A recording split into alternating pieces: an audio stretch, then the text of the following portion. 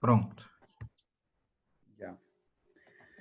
Bueno, muy buenas tardes, hermanas y hermanos que están presentes en esta propuesta de curso Pensar nos pés no chão, que en español sería pensar con los pies en la tierra, o sea, pensar desde tu lugar, desde tu espacio, desde tu lugar de enunciación. Esta propuesta que lo hemos ido trabajando junto con hermanos de Brasil y claro, también me invitaron para poder ser parte de este curso, ¿no? Que pretende traer las teorías o perspectivas analíticas críticas a la reflexión filosófica y sobre todo de la ciencia social. Mi nombre es Roger Adán Chambi Maita, soy boliviano, vengo de la nación indígena Aymara, ¿no? Por eso mi apellido es Chambi Maita. Y bueno, yo tengo formación en Derecho, hago actualmente la maestría en estudios latinoamericanos en la UNILA, en Foz do Iguazú, en Brasil. Estoy realizando la maestría en estudios latinoamericanos. Pero bueno, al margen de mi experiencia académica, yo soy parte de un colectivo, de un grupo de jóvenes aymaras aquí en Bolivia, bajo una ideología, una perspectiva política, ideológica denominado indianista, ¿no? Vengo de esas reflexiones indianistas, donde como sujetos indígenas aymaras nos enfocamos en el análisis de Bolivia y regional, mundial, a partir de bases epistemológicas y criterios indígenas, en este caso la Aymara, ¿no? Entonces yo vengo de esa escuela indianista y el día de hoy pues quiero compartirles también algunas experiencias de mi vida académica. En mi maestría yo estudio la colonialidad jurídica. Estoy trabajando sobre cómo en Bolivia, al ser un Estado plurinacional, donde todo en el mundo se celebra la plurinacionalidad boliviana con Evo Morales, cómo la justicia indígena reconocida constitucionalmente hoy en día no tiene un ejercicio efectivo, ¿no? Porque existe todavía una estructura colonial que da sentidos y que limita el ejercicio de la justicia indígena, ¿no?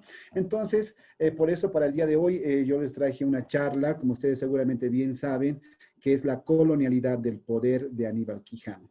Pero antes de eso, creo que es importante que los hermanos y las hermanas que están presentes y sobre todo los que son nuevos puedan presentarse para saber también con quiénes estamos lidiando, para tener un compartimiento de ideas más recíproco. Así que doy la palabra a ustedes para que se puedan presentar, por favor, sobre todo los que son nuevos.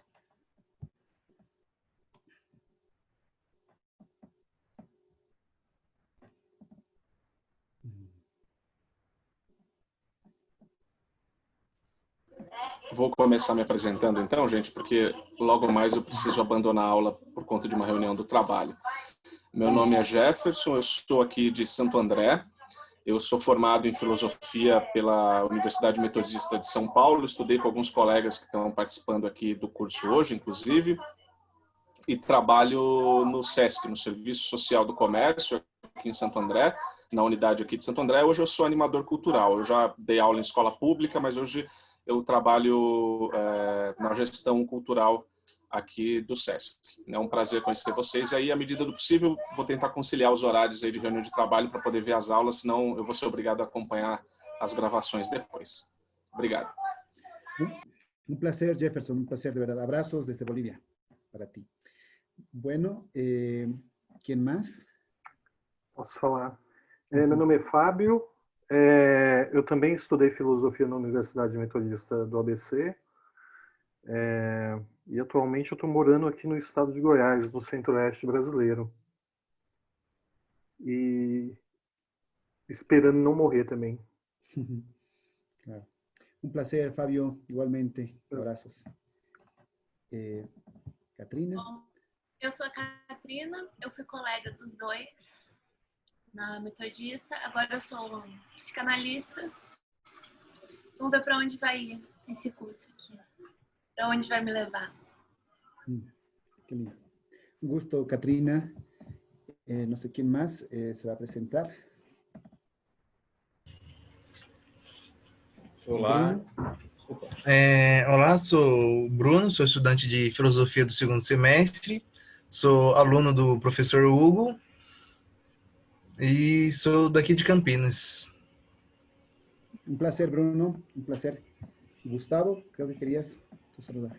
Olá, tudo bom? Eu sou o Gustavo Tenório, falo de Aracaju, Sergipe. Também sou formado em Direito pela Universidade Federal de Ouro Preto, Minas Gerais. Atualmente faço mestrado em Direitos Humanos pela Universidade de Tiradentes, daqui de Aracaju. Faço um estudo sobre uma leitura decolonial de Grande Sertão Veredas, né, sobre uma perspectiva jurídica. E focando justamente em comunidades que aparecem na obra, né, chamados os Catrumanos do Pubo e a Vila do Sucruiu, que são vistos como não humanos, né? Aquela velha história do encobrimento do outro, né? Lembrando um pouco o Henrique Dussel. Sou também servidor do Tribunal de Justiça de Alagoas. Qué bueno, un placer, Gustavo. ¿Quién más? Eu já tinha... Posso falar? Desculpa. Pode falar. Primero João, después Rayane. Desculpa a iluminação aqui de onde eu moro, esse horário é péssimo. Meu nome é João Vitor, eu moro em São Carlos, interior de São Paulo. Eu sou formado em licenciatura em Física, mas atualmente eu faço mestrado em Educação Especial. Eu tenho focado nas discussões sobre a aprendizagem da criança surda. E na Universidade Federal de São Carlos, aqui em São Carlos. E eu tenho alguns conhecimentos assim que eu tenho estudado esse ano sobre as questões decoloniais, mas nada que tenha sido num curso, sei lá, como na maioria dos colégios de filosofia, algo do tipo. É mais o interesse que eu tenho tido e tenho procurado sobre mais. Eu acho que os colegas talvez eles tenham mais de conhecimento, já que eles são formados na área. Mas eu tenho tentado pensar um pouco sobre essa perspectiva de pensar o ensino e aprendizagem pela pessoa com deficiência de uma maneira focando mais assim no nosso país e nos nossos territórios vizinhos e não tanto uma aprendizagem europeia e branca e por aí vai. Mas é isso. Qué bueno, João. Un gusto, un placer. ¿Quién se iba a presentar después? Había una compañera, creo. Sí, Rayane. Boa tarde a todos. Eu sou Rayane Leal, sou graduada em Letras e os caminhos da literatura me levaram para o mestrado em Filosofia. Fui bolsista, CNPq, pesquiso Filosofia Latino-Americana com foco em Leopoldo Sea e Henrique Dussel. E tenho me voltado muito e comecei a minha pesquisa pensando nas questões sociais, culturais e acabei me conduzindo para os caminhos da perspectiva pedagógica do Henrique Dussel e agora pesquiso muito a fundo a questão da educação básica e como ela pode ser uma ferramenta de resgate desde que seja ou siga o caminho decolonial. Qué bueno. Un placer, Ayana. Prazer. ¿Alguien más? Oi, gente, boa tarde. Salve, Roger. Bom te ver. Bom, sou Felipe, né? Eu moro aqui em Dourados, Mato Grosso do Sul, onde há 4 anos já eu trabalho aqui, aprendo junto com os Guarani Kaiowá, né? Que também se estendem para além da fronteira aqui para o Paraguai, onde são conhecidos como Paitaviterã, os Kaiowá especificamente. E eu estou fazendo doutorado agora na Universidade de Lisboa, mas eu continuo morando em Dourados e eu estudo insurgências indígenas, né, na América Latina e frente ao avanço do capital. Então, resumidamente, é um pouco isso e vamos lá, vai ser bonito esse curso. Está sendo já. Saludos, Felipe, un gusto. No sé, ¿quién más quiere saludar? No sé, ¿algún nuevo más? Creo que, no sé. A ver. Los que no pueden hablar, tal vez también pueden escribirlo en el chat, ¿no? Para ya de una buena vez empezar con la charla del día de hoy. Bueno, ¿qué hora estamos? Ya es el cuarto. Yo creo que empezamos de una buena vez esta aula. para conversar sobre la temática del día de hoy. Creo que es importante ser un poco, bueno, ser sincero.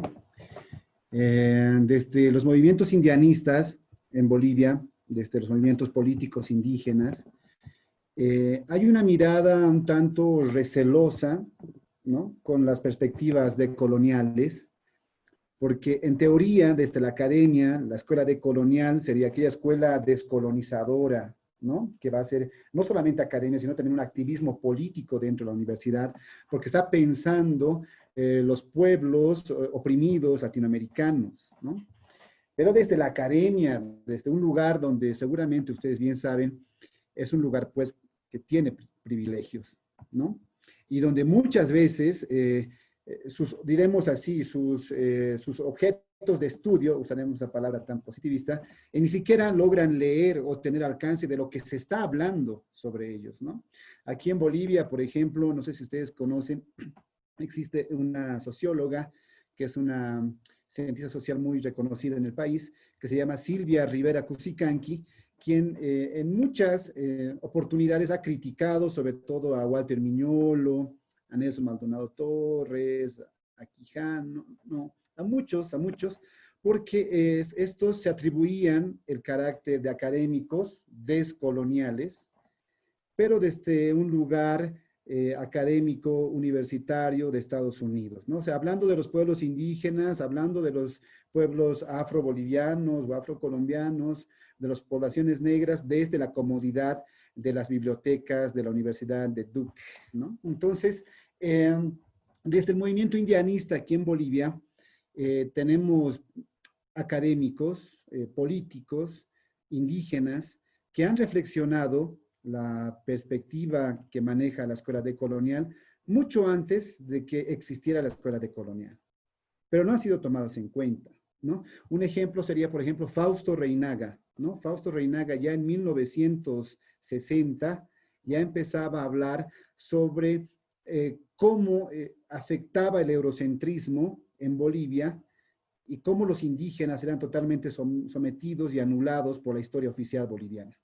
O sea, Fausto Reinaga ya tenía una perspectiva desde el pensamiento indígena, la crítica occidente, pero en su momento nadie le hizo caso, ¿no? ¿Por qué? Porque era indígena, ¿no? En ese tiempo, en 1960, pues las academias, con su perspectiva de modernidad, pues no hacían caso a estas lecturas descoloniales de ese entonces.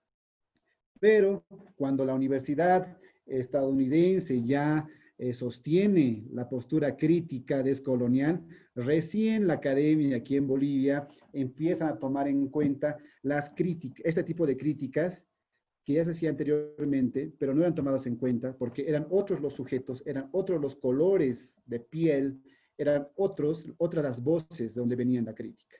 O sea, ¿a qué me refiero con esto? A que seguimos viviendo en sociedades donde la crítica es válida, depende desde qué lugar lo dicen. Si hay una crítica a Europa desde Bolivia, un lugar periférico, nadie lo va a tomar importancia. Pero si hacen la misma crítica desde Estados Unidos y en idioma inglés, entonces la crítica tiene más, ¿cómo se puede decir? Más expansión, ¿no? Bueno, quería un poco comenzar con esto para que ustedes también tengan una idea desde dónde más o menos yo me voy a situar, ¿no? Quiero hablar sobre Aníbal Quijano desde una perspectiva crítica también, una perspectiva crítica a la perspectiva crítica de Aníbal Quijano. Bueno, no sé si hasta qué grado ustedes están familiarizados con Aníbal Quijano, pero voy a hacer una un pequeño resumen de su biografía. Como ustedes seguramente saben, Aníbal Quijano es un sociólogo, bueno, era un sociólogo peruano, nació en una población de Ancash, que es la sierra, es un lugar andino del Perú. Nació en 1928, dicen unos, otros dicen que nació en 1930. Entonces hay como una disputa, no hay algo certero, ¿no? Algunos dicen que murió con sus 90 años, otros dicen que murió con sus 88 años. Lo cierto es que en el 2018 Aníbal Quijano fallece, ¿no? Aníbal Quijano, desde su periodo universitario, ha estado muy ligado a la escuela de izquierda en su ideología, en sus discusiones políticas en Perú. Como sociólogo ha sido profesor de la Universidad Católica de Lima, también de la San Marcos de Lima, y también fue profesor de la UNAM, ¿no? De la Universidad Nacional de México. Entre sus trabajos, en su desempeño, digamos, como académico, como investigador, tal vez el más importante es cuando trabajó en ACEPAL, ¿no? Aníbal Quijano trabajó en ACEPAL, del cual va a beber y va a aprender de esa escuela, sobre todo marxista, de comprender la sociedad latinoamericana. Pero va a salir de la escuela ACEPAL, pero va a ser su base, eso es importante. Pero Aníbal Quijano va a tener más impacto, sobre todo en academia, como ustedes seguramente bien saben, a partir de la escuela decolonial, ¿no? O aquella red denominado modernidad-colonialidad, ¿no? Esta red de investigadores, profesores universitarios de Estados Unidos, generalmente, y también de, claro, países latinoamericanos, van a empezar a trabajar bajo el nombre de la escuela decolonial, a partir de una premisa que es fundamental en la escuela decolonial, ¿no? Que es la modernidad es la otra, tiene otra cara, no tiene algo oculto. Es este concepto de lo moderno que hoy en día bebemos desde las academias, desde las políticas públicas, desde Europa, desde diferentes lugares. Este concepto de modernidad encubre una faceta que sería la colonialidad, ¿no? Entonces, a partir de ese criterio, la escuela decolonial va a empezar a analizar Latinoamérica y sobre todo se va a posicionar políticamente como una escuela que quiere pensar a partir de la descolonización, ¿ya? Aquí quisiera hacer un pequeño paréntesis. Si es que estoy hablando muy rápido o algunas cosas no me están entendiendo, quisiera que por favor me puedan cortar o preguntar en el momento para que podamos tener una conversación así que sea entendible. Lo que a mí me interesa es que se pueda entender lo que voy a decir, por favor. Bueno, entonces, la escuela decolonial, creo que es importante tomar en cuenta que se nutre, ¿no? Esta escuela se nutre de reflexiones de la escuela postcolonial, ¿no? De esta escuela que ha reflexionado también la descolonización, pero desde África, desde Oriente, desde Asia, ¿no? Entonces va a haber autores específicos de esta escuela postcolonial que van a influir en la escuela decolonial. Entre ellos podemos citar, por ejemplo, a Spivak, podríamos citar a Frantz Fanon, podríamos citar a Albert Memmi, por ejemplo, a Inés Cesaire. Aquí en la región de Latinoamérica podríamos situar, por ejemplo, a Dussel, de Estados Unidos a Immanuel Wallenstein, también que va a influir mucho. Y sobre todo, y aquí esto es importante, van a partir de una categoría analítica de Aníbal Quijano, que es la colonialidad del poder, ¿no? Entonces, lo que hoy vamos a trabajar, la colonialidad del poder, es una de las categorías fundamentales para poder entender el pensamiento decolonial, ¿no?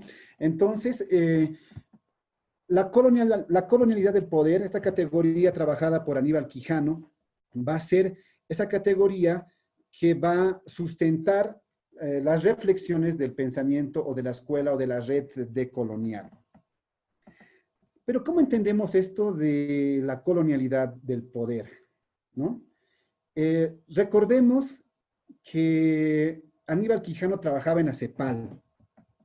Y la ACEPAL tiene dos categorías fundamentales en su análisis sobre los procesos sociales, económicos y políticos de Latinoamérica. Estas dos categorías es, primero, la relación centro-periferia, y el segundo, la categoría del desarrollo, ¿no? Creo que es importante tomar en cuenta esas categorías de la CEPAL: desarrollo, centro, periferia de la CEPAL. Creo que es importante también comprender la categoría de Immanuel Wallenstein, su categoría del sistema mundo capitalista, que maneja el sistema mundo capitalista. Y también es necesario comprender la categoría de Frantz Fanon, o su análisis de Frantz Fanon de la descolonización. Entonces, con centro-periferia, desarrollo, sistema mundo capitalista y descolonización, con esas categorías podemos comprender, ¿no?, lo que engloba la colonialidad del poder. Pero algunos decían en su momento, ¿no? ¿Por qué seguimos hablando de colonialidad, colonialismo? O sea, eso ya no tiene sentido hoy en día, ya estamos en la modernidad, ya los procesos descolonizadores ya pasaron, no tiene ningún sentido hablar de colonialismo, de colonialidad. ¿Por qué? ¿Cuál es el motivo? ¿No? Entonces, a partir de estas categorías que acabo de mencionar, Aníbal Quijano va a reflexionar y va a fundamentar por qué es importante todavía analizar en clave colonial la realidad latinoamericana, ¿no? Colonialidad del poder. ¿Por qué todavía hablar de colonialismo hoy en día, cuando se supone que desde 1800 los países latinoamericanos ya han realizado sus gritos libertarios, ya han expulsado a los militares, a la empresa colonial? En los países africanos y asiáticos, después de la Segunda Guerra Mundial, ya realizaron sus guerras de descolonización. ¿Por qué hoy en día tenemos que seguir hablando de colonialismo o de colonialidad? Entonces, por eso, Aníbal Quijano, primero lo que va a hacer es delimitar, comprender bien, separar, diferenciar dos categorías fundamentales, que todos tenemos que tenerlo bien claro, ¿no? Hay que diferenciar el colonialismo de la colonialidad. Una cosa es el colonialismo y otra cosa es la colonialidad, va a decir Aníbal Quijano. Aníbal Quijano va a decir que el colonialismo es aquella empresa de un territorio en un tiempo específico que va a someter a otra población, ¿no? Para su beneficio político. Puede ser con la fuerza, con los militares, pero el colonialismo es eso, ¿no?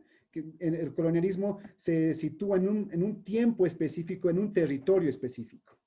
Ese es el proceso del colonialismo. O sea, en Bolivia, por ejemplo, en los países latinoamericanos, en Brasil, tuvimos procesos de colonialismo, pero es temporal. O sea, cuando, por ejemplo, en Bolivia en 1825 se hizo el grito libertario, se expulsaron a los españoles. Entonces, el colonialismo vino desde 1533 hasta 1825, digamos, en Bolivia tuvimos colonialismo. Ese es el colonialismo, ¿no? Pero ¿qué es la colonialidad? La colonialidad, para Aníbal Quijano, va más allá de la empresa del colonialismo. No es algo que se palpa, no es algo que se toca, no es algo que se siente, digamos, en la piel por un abuso militar, no, sino está en nuestro sentido común, está en ese legado, está en esas apreciaciones que nosotros tenemos, en ese modo de comprender, por ejemplo, lo bueno y lo malo, lo bonito, lo feo, lo que es legítimo, lo que no es legítimo, está de manera subjetiva en nosotros y que marca sentidos a partir de la experiencia colonial. O sea, la experiencia colonial nos dejó un legado colonial, un sentido común. O sea, el colonialismo puede haber terminado, pero se quedó en nuestros países la colonialidad. Por ejemplo, en Bolivia, yo recuerdo mi abuela indígena, ¿no? Aymara, hasta hoy en día, cuando ve, por ejemplo, llegar un gringo, una persona rubia, se asusta y automáticamente se pone servil, ¿no? Quiere así más o menos servirle, no sé si necesita agua, si necesita comida. Y este gringo era un investigador, un amigo, ¿no? Que era antropólogo. Y más bien el gringo trajo un regalo para mi abuela, que era, no me recuerdo, creo que era una ropa, ¿no? Una camiseta. Y mi abuela se quedó asustada, ¿no? Dijo, ¿por qué? ¿Cómo es posible? O sea, un gringo me está regalando algo a mí. O sea, la colonialidad, que como países latinoamericanos somos víctimas, nos ha creado sentidos de que, bueno, en el caso boliviano, de los indígenas bolivianos, sobre todo aymaras, tienen la impresión de que el gringo extranjero es alguien a quien deberían servir y es algo raro si un gringo viene y le da atención, porque es algo que no cabe en la psiquis, ¿no? del colonizado. Entonces creo que eso es importante tomar en cuenta, ¿no? Para entender la colonialidad. Entonces, una cosa es colonialismo, ya. Hablar de colonialismo tal vez hoy en día ya pasó, pero la colonialidad es otro criterio, son esos sentidos, ¿no? Entonces creo que es importante tomar esa característica, esa diferenciación entre lo que es el colonialismo y la colonialidad. Entonces, a partir de esta reflexión, Aníbal Quijano va a analizar cómo este legado funciona o se activa en el ordenamiento geopolítico mundial, ¿no? O sea, se va a poner a pensar por qué existe algunos países que son potencias mundiales, que tienen grandes universidades, que tienen muchos edificios, son ciudades, metrópolis, que tienen seguros sociales, tienen altos índices de ingresos económicos. ¿Y por qué algunos países son pobres? No tienen seguros básicos, seguros elementales de salud, no hay educación. Y sobre todo, ¿por qué esos países que son potencias generalmente vienen de una ascendencia étnica blanca europea? ¿Y por qué los países pobres, subalternos, tienen rasgos fenotípicos, étnicos, indígenas o de color negro o indígena, ¿no? ¿Qué ha pasado con eso? ¿Por qué hoy en día lo vemos como algo normal?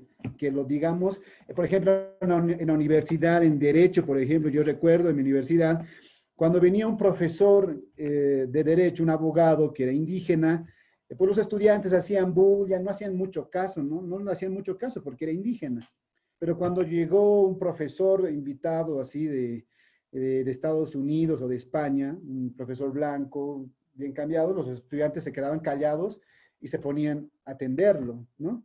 Porque hay una impresión de que ese profesor, como es blanco, viene de tal lugar, entonces sabe más. Y el profesor indígena, pues no, ¿para qué escucharlo, ¿no? Entonces, ese tipo de relación diferencial que tenemos por el cuerpo, por los rasgos, viene pues de una experiencia para Aníbal Quijano colonial, ¿no? Sería el resultado de esa colonialidad que hoy en día está con nosotros.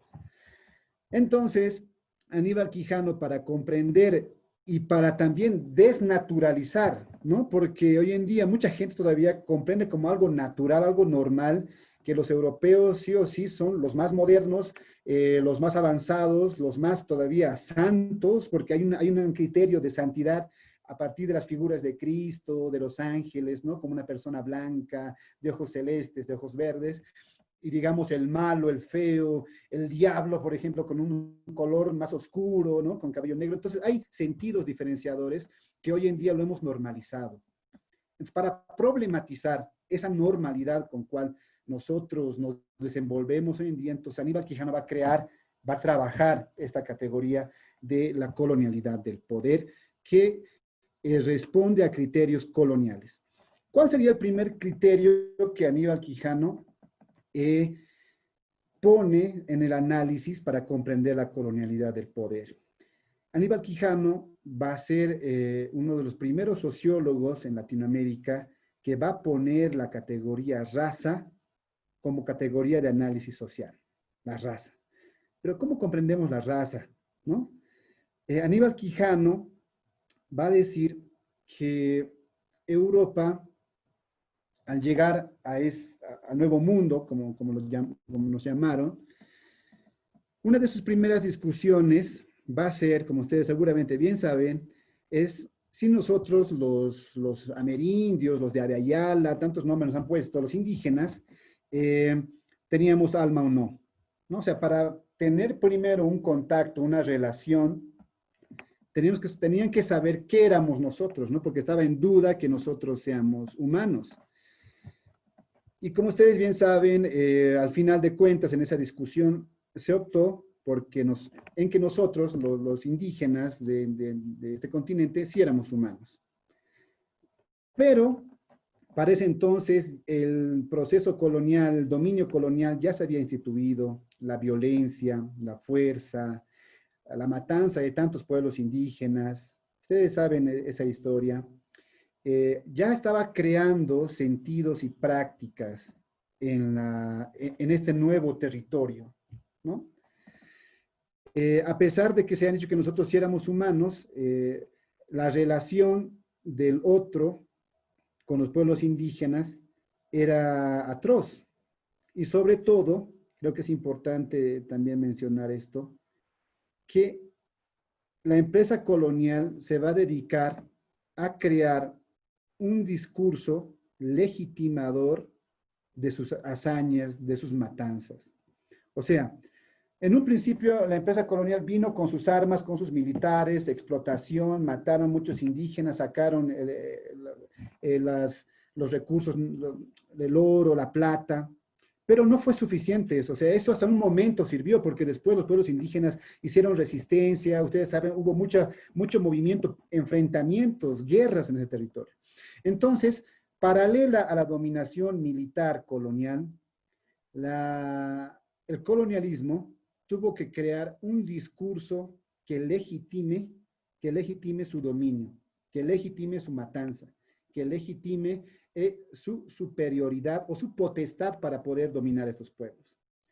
Entonces, la moralidad ya no va a ser suficiente, sino van a crear la academia, la ciencia, que va a legitimar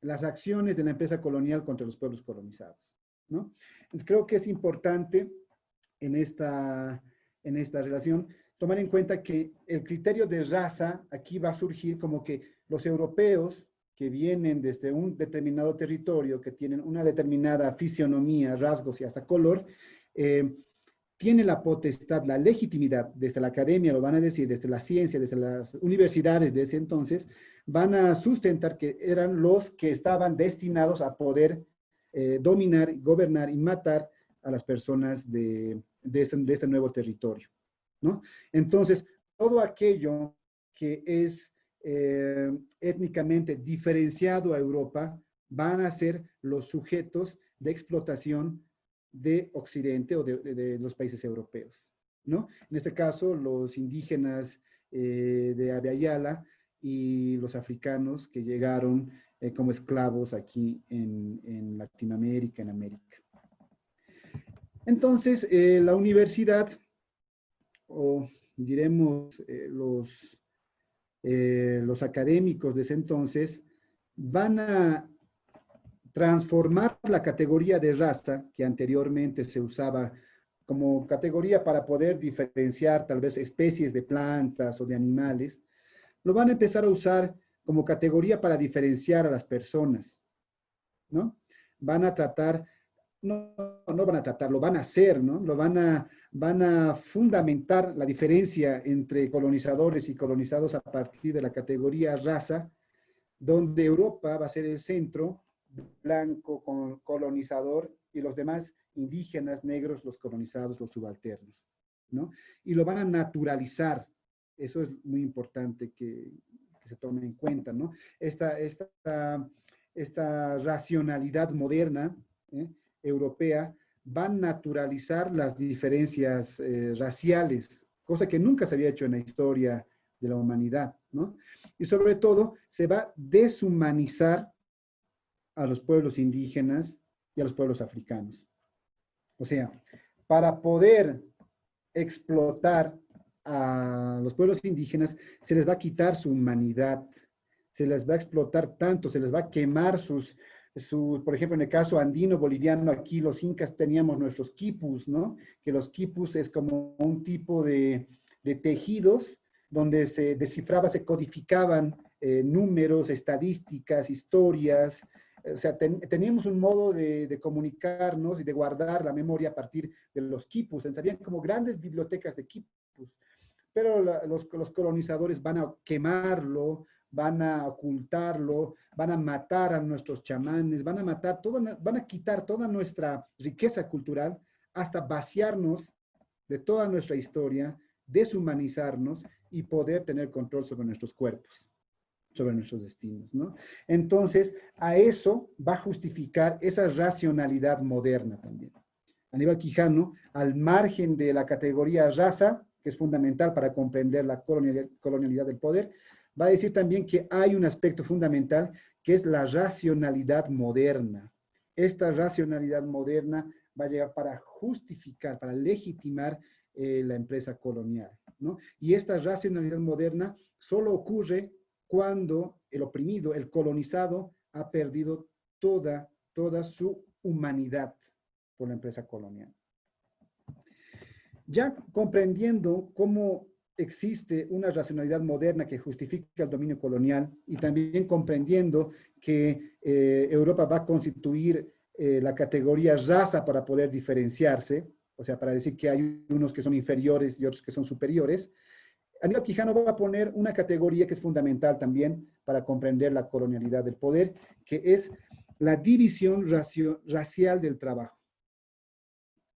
O sea, con la empresa colonial, con la experiencia colonial, lo que se ha creado en ese territorio es que los trabajos, la economía, estaba dividida racialmente.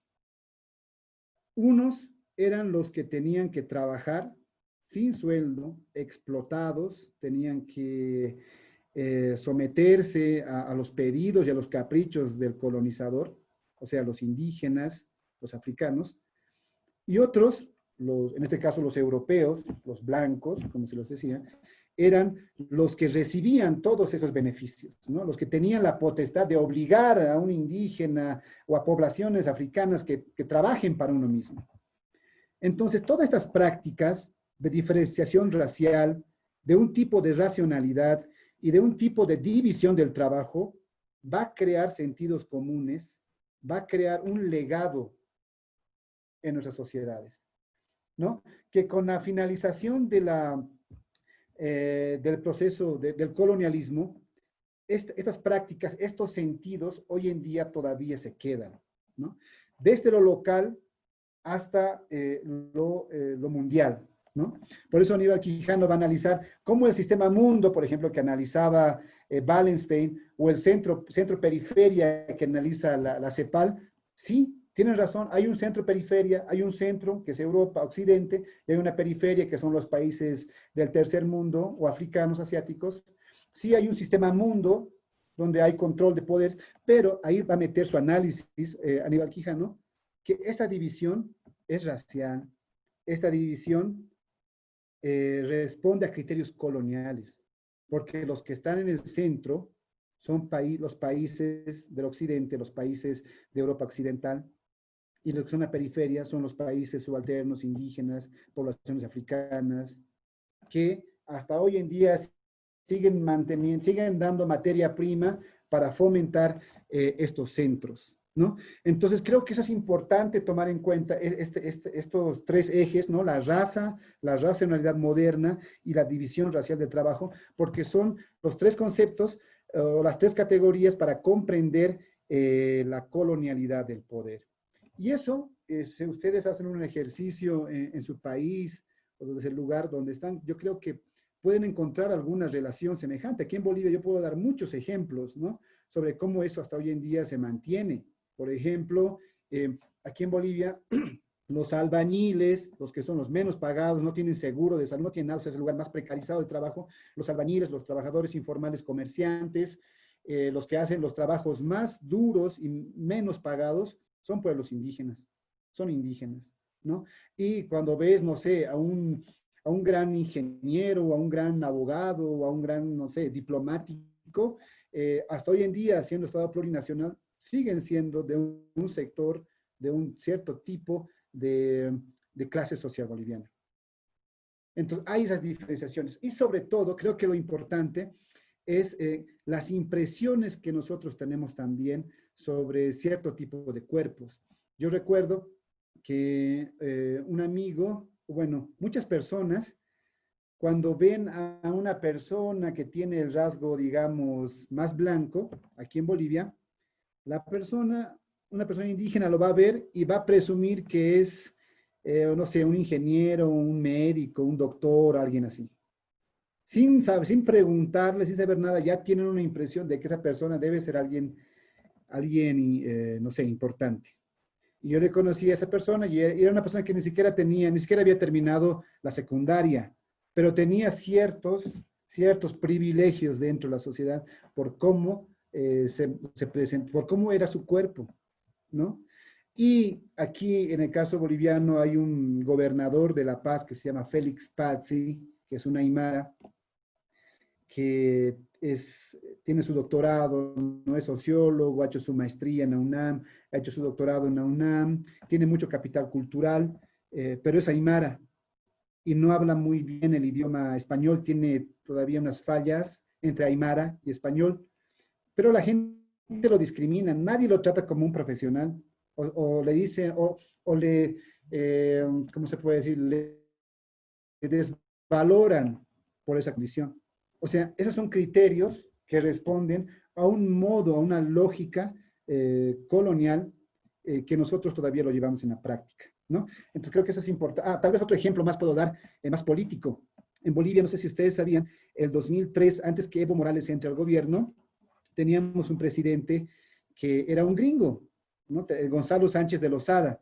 Era un presidente que estudió en Estados Unidos, por eso la población en Bolivia se movilizó y le expulsó, ¿no? Porque dijeron, no queremos aquí extranjeros, queremos un presidente que sea nuestro. Pero este presidente, como se educó, se formó en Estados Unidos, tenía un sotaque, se hablaba como medio gringo, pues medio, un tono inglés. Y la gente lo veía como algo bonito. O sea, la gente, digamos, de clase media, lo veía como algo atractivo, digamos, que el gringuito, ¿no? El gringo que habla. Pero a un político aymara que no habla tampoco bien el español, pero tiene una raíz medio español, medio indígena, la gente lo discrimina.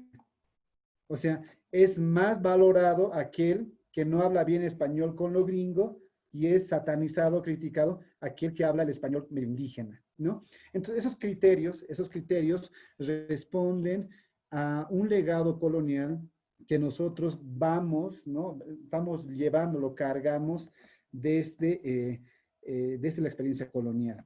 Y que con la república o estado plurinacional, en el caso boliviano, no se logra cambiar todavía, ¿no? Porque está inserto en las lógicas de comprender el mundo. Bueno, entonces con esas categorías, Aníbal Quijano va a analizar la estructura del sistema mundo, ¿no? Va a partir de esas categorías de lo racial, de lo racional moderno, de la división racial del trabajo, va a comprender y va a querer explicar el por qué funciona el mundo así, ¿no? Que es una pregunta que los decoloniales se hacen y que creo que es fundamental, porque muchas veces nosotros asumimos la realidad o nuestro presente como algo dado, ¿no? Asumimos, sobre todo en Brasil, yo estaba haciendo mi maestría en Foz do Iguazú, veía cómo hay todavía una perspectiva en Brasil de la academia muy eurocéntrica, ¿no? De mirar siempre a Europa, en sus autores, en sus reflexiones, y muchos de los brasileños no conocían nada de Bolivia ni de Perú, entonces había como un norte de ver siempre Europa y no ver a sus vecinos. Entonces, todas esas lógicas responden a un concepto que es la colonialidad, que la modernidad lo ha encubierto. Eso es lo importante, ¿no? Aníbal Quijano va a decir, este concepto de modernidad que nos traen hoy en día, este concepto de desarrollo que nos traen hoy en día, son categorías que encubren en el fondo lógicas del colonialismo, lógicas que reavivan, que mantienen la colonialidad, ¿no?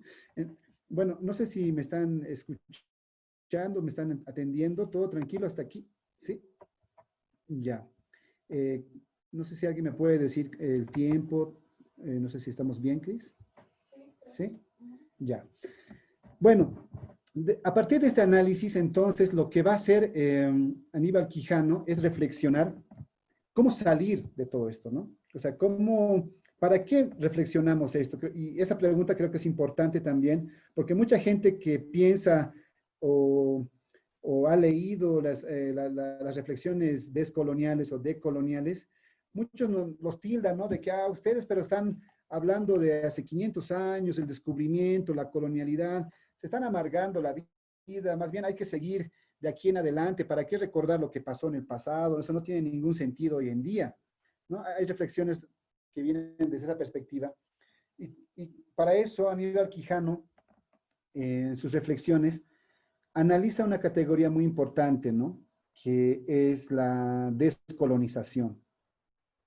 Y la descolonización para pensar otras posibilidades y sobre todo para salir de la anulación que se ha hecho de la historia de los pueblos indígenas, de los pueblos africanos. Porque esta perspectiva de la modernidad, que es una perspectiva lineal, ¿no? Donde Europa se va a poner como el fin del desarrollo, del progreso, donde todos los demás países de la periferia deberíamos llegar a ese norte, pues nos llevaba a un camino, digamos, donde los países latinoamericanos no teníamos salida, ¿no?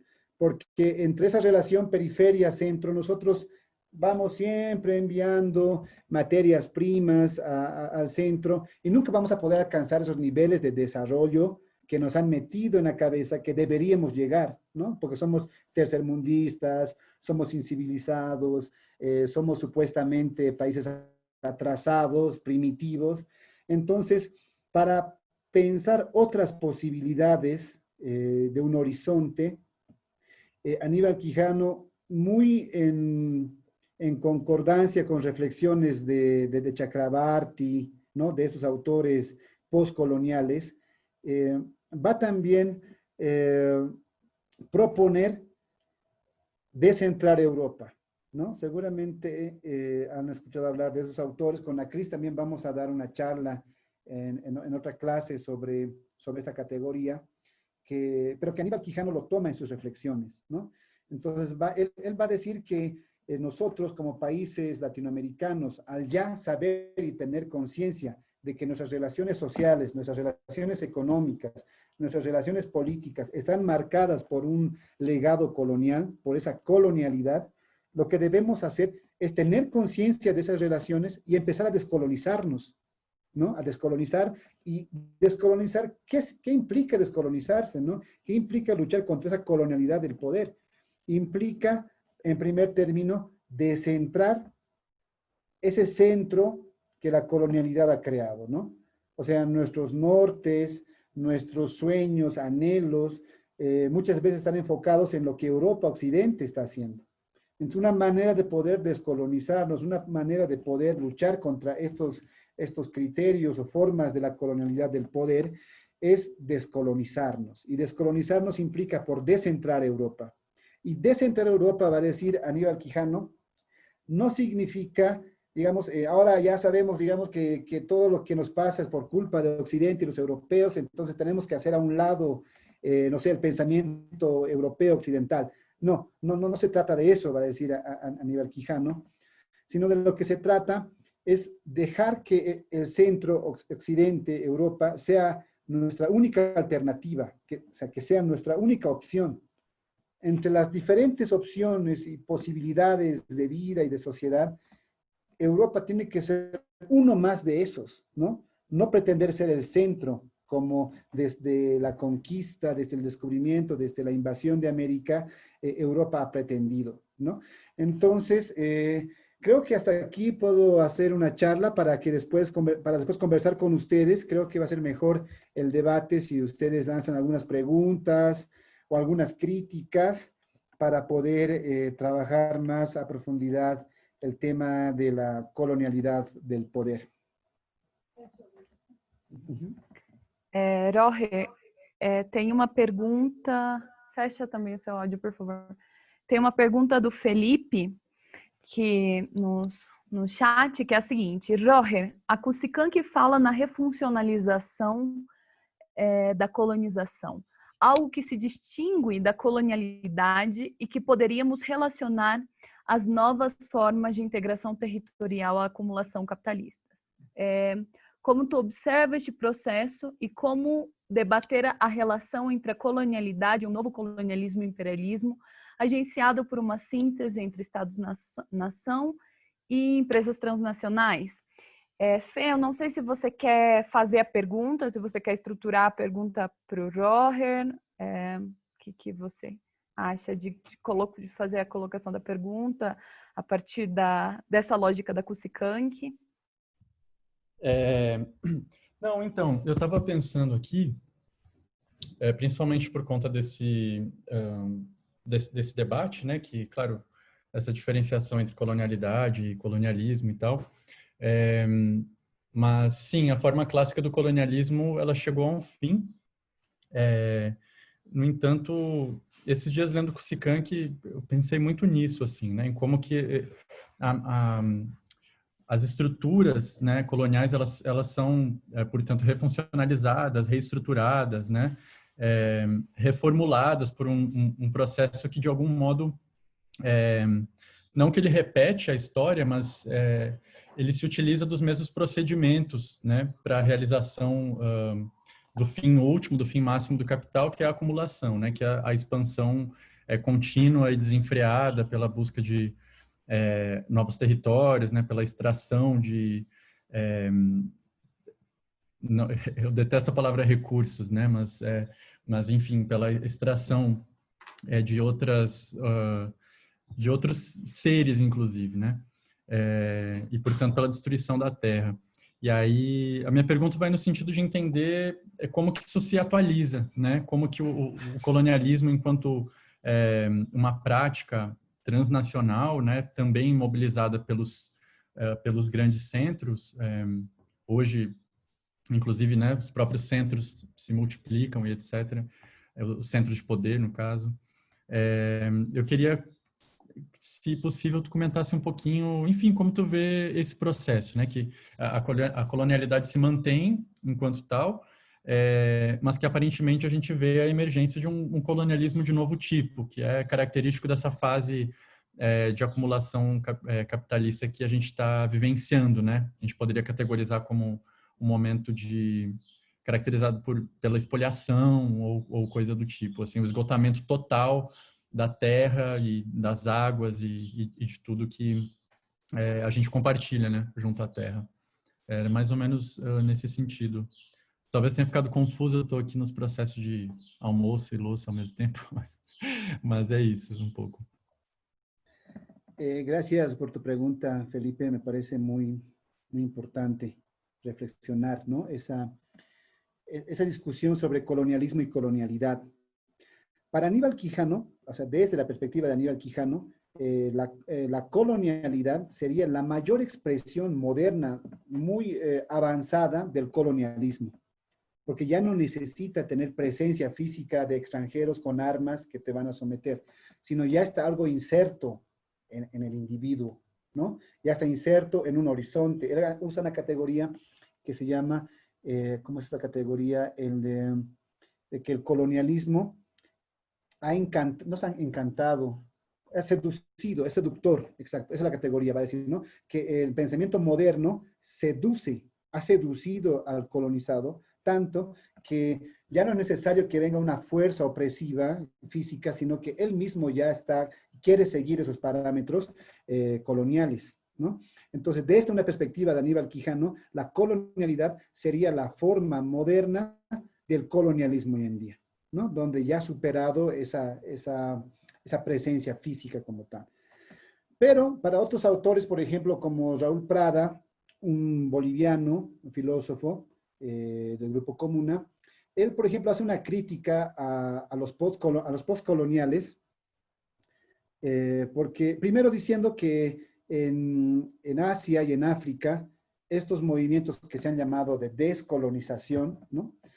En sí no han tenido un proceso de descolonización. O sea, si bien han sacado a las bases militares, a estos cuerpos colonizadores, ellos han asumido sus instituciones occidentales, han asumido su normativa, su legislación, o sea, formas de la modernidad, de las formas occidentales de organizar, que de alguna forma igual repercuten y repiten la dominación colonial, ¿no? Entonces, y en Latinoamérica también se podría hacer ese tipo de análisis, porque nosotros, si bien, digamos, nos hemos librado de la dominación colonial, y hoy en día en Bolivia hablamos de un Estado plurinacional todavía, o sea, jurídicamente, legalmente ya seríamos descolonizados, eso no es suficiente, ¿no? O sea, el colonialismo ha buscado otras formas, otras lógicas de mantenerse dentro del territorio y poder hacer esas diferenciaciones. Un ejemplo, puedo dar yo la normativa. Tal vez luego Cris quiera aumentar un poco sobre la pregunta que tú haces, Felipe, pero en la normativa, por ejemplo, se puede ver cómo tenemos hoy en día en Bolivia un Estado plurinacional, tenemos una constitución política del Estado que da derechos a la madre tierra, que da derecho a los pueblos indígenas, que incluye en su normativa, por ejemplo, preceptos filosóficos morales indígenas, que uno de afuera cuando lo lee puede decir, wow, esto sí es una constitución muy progresista, pero en la práctica vemos cómo al estar inserto estas formas indígenas dentro de un marco constitucional o jurídico, más que potenciarlo, lo limita, lo delimita. Porque la normativa, esa es esencia. ¿Cuál es la esencia de la ley, de la normativa? Tipificar, delimitar. Es cuando está lo indígena dentro de la normativa, más que algo, digamos, bueno para su sector, lo que está pasando en Bolivia es que lo cierra, más que abrirlo, ¿no? Bueno, no sé si Cris quiere decir alguna cosa al respecto.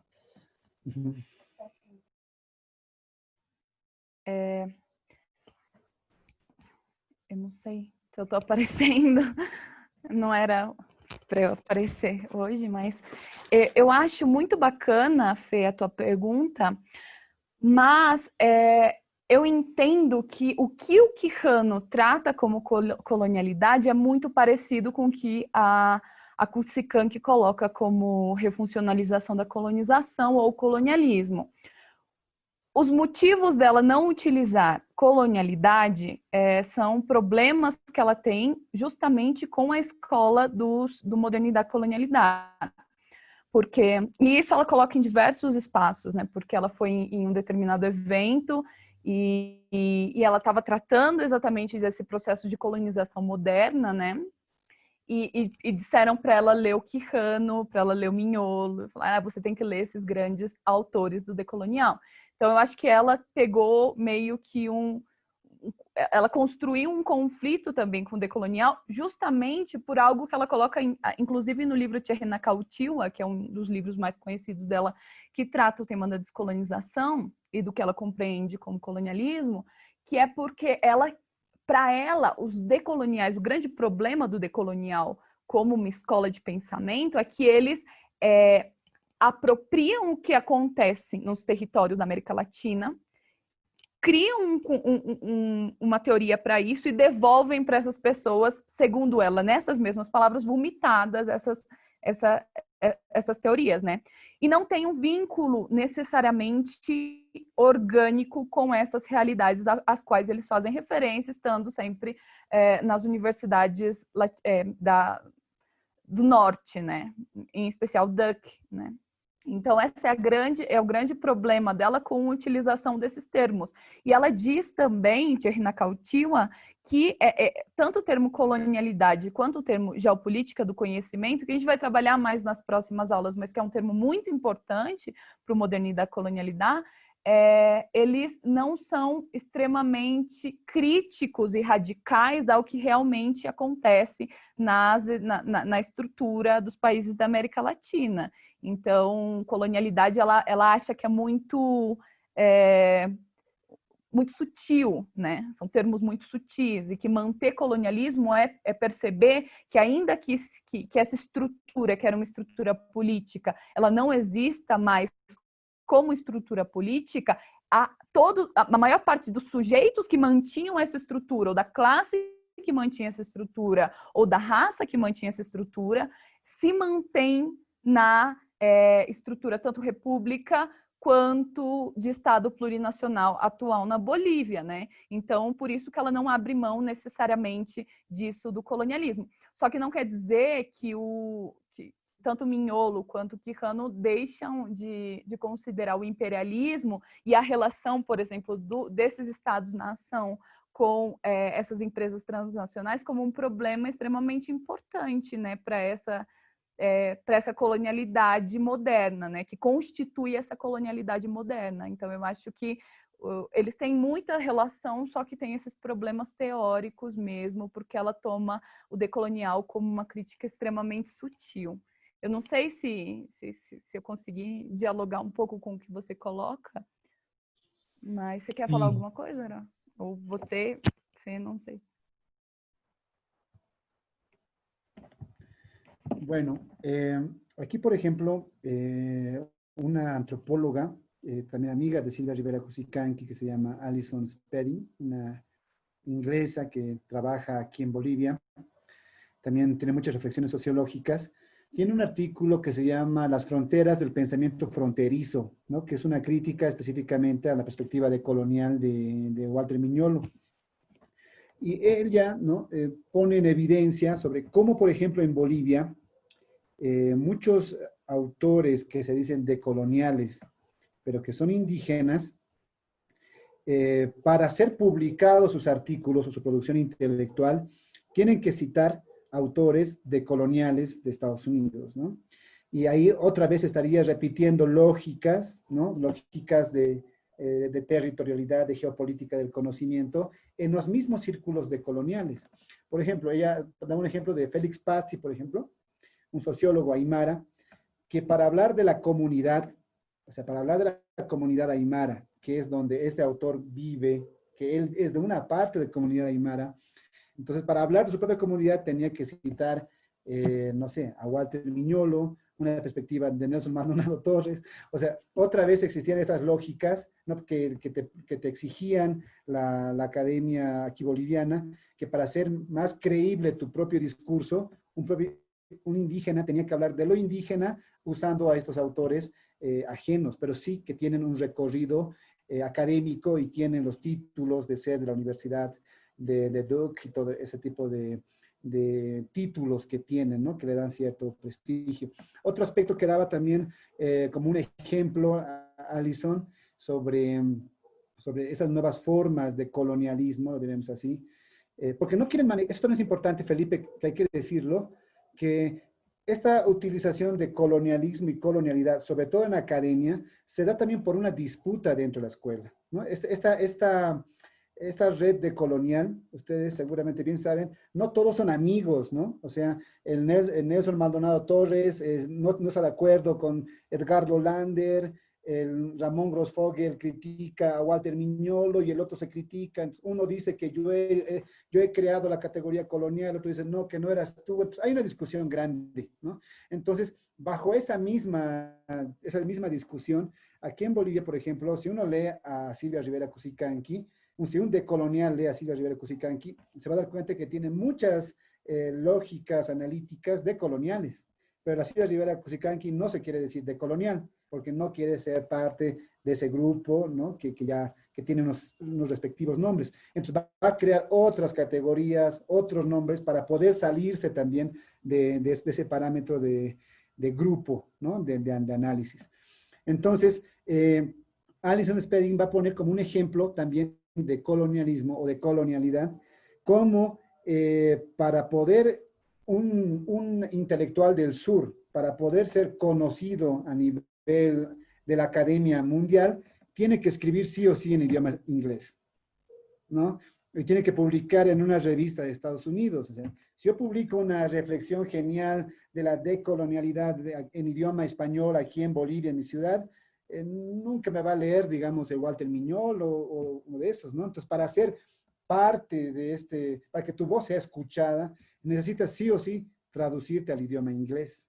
El idioma inglés, otra vez, ¿no? Este idioma ahí manteniendo esa hegemonía, el control todavía del conocimiento científico, ¿no? No sé si hay una pregunta más o alguna opinión. Só comentar rapidamente, primeiro agradecer vocês, né, Roger e Cris, pelas ideias, foi muito esclarecedor, assim, escutar, e uma coisa que eu gostei muito, né, de hoje, de te ouvir, Roger, foi essa, que constantemente, né, tratando do pensamento do Quijano e de tantos outros que tu sempre trouxe exemplos bastante concretos, né, da experiência que tu vive aí. E aí, seguindo um pouco, inclusive, essa ideia, enquanto tu estava falando, eu me lembrei de um processo que também é bastante atual e que eu acho que discute essas questões diretamente, né, que é a recente constituinte, né, no Chile, que, dentre muitas outras questões que a gente poderia debater em algum momento, né, tem um fato que me chamou muito a atenção, que foi o impedimento da MAT, que seria uma autoridade, né, espiritual mapuche, da Mate Francisca Linconal, né, de participar da votação da Constituinte, né, a mesma Mate que foi condenada, ainda que seja uma anciã, por um suposto ataque incendiário, que ficou conhecido como o caso Luxinger-Mackay, né, que colocou 2 autoridades espirituais Mapuche encarceradas no Chile, né? E eu lembrei justamente disso, né? Quer dizer, um processo, um plebiscito para a elaboração de uma constituinte que aparentemente renova, né? Em termos legais e tal, toda uma estrutura do Estado-nação chileno, mas que na prática também serve para esses fins de refuncionalização, na verdade, das estruturas coloniais, né? Ou da própria colonialidade. E aí, nesse sentido, até eu tenho uma leitura que eu queria compartilhar com vocês, uma referência, assim, né, para quem tivesse interesse, que foi o último comunicado lançado pela coordenadora Arauco Maieco, e nesse é uma organização Mapuche que defende a libertação nacional Mapuche, né, mas por fora do Estado, quer dizer, também se diferencia dos processos de descolonização africanos e latino-americanos que reivindicavam a libertação nacional, né? É uma libertação nacional de novo tipo, assim, né? Enfim, nesse comunicado tem um trecho que eles dizem assim: como expressão revolucionária do movimento Mapuche autonomista, nos comprometemos a continuar desenvolvendo processos consequentes de luta e a não comprometer nossos princípios e lutar ideologicamente contra todos os detratores e refugiados entre a institucionalidade Inca, que seria branco, né, não indígena, e as academias coloniais. Consideramos que a atual aspiração plurinacional e a participação indígena no processo constituinte formam uma expressão contemporânea de uma lógica colonial de submissão com a qual se tenta colocar uma camisa de força ao Weiqiang. E isso faz parte, né, dos princípios máximos assim, da cosmologia Mapuche. E aí, enfim, queria compartilhar isso, que eu achei que tem uma relação direta com o debate e também um exemplo que serve para botar enfim, fertilizar o pensamento, assim, que nem tu tem feito desde hoje, né, do início da discussão. Aí era isso. E obrigado, gente. Qué buena la información que nos traes, Felipe. Bueno, el tema de Chile, como tú bien lo has dicho, sería un tema para discutir de un modo, tal vez en otra ocasión, pero creo que responde también todo esta, sobre todo una parafernalia internacional, eso yo lo digo a cuenta propia, que yo veo mucha gente así celebrando, ¿no? Que va a haber va a haber una nueva asamblea constituyente, una nueva constitución, y Chile se va a refundar, y muchos así creen que va a ser un estado plurinacional como la boliviana, ¿no? Y sin comprender también las especificidades, ¿no?, internas en Chile, cuáles son los discursos hegemónicos, por ejemplo. No olviden que en Bolivia tenemos un estado plurinacional, no por obra y gracia de Evo Morales o de un partido, ¿no?, sino que desde los años 70 en Bolivia ya los movimientos indígenas estaban en su agenda la refundación del Estado y estaban pidiendo un Estado plurinacional. O sea, fue un pedido que desde los años 70, 80, 90, 2000, o sea, ya estaba en la agenda. Cuando se hizo una asamblea constituyente, ya estaba en el norte, el horizonte era buscar un Estado plurinacional. Ahora, al parecer, en Chile se habla que va a haber una reformulación, una renovación de la Constitución, pero ¿cuál será ese horizonte? ¿Qué horizonte van a ser? Y en ese horizonte, ¿qué papel van a cumplir los pueblos indígenas? Porque en las fotos, en las marchas, se ven banderas de los mapuches.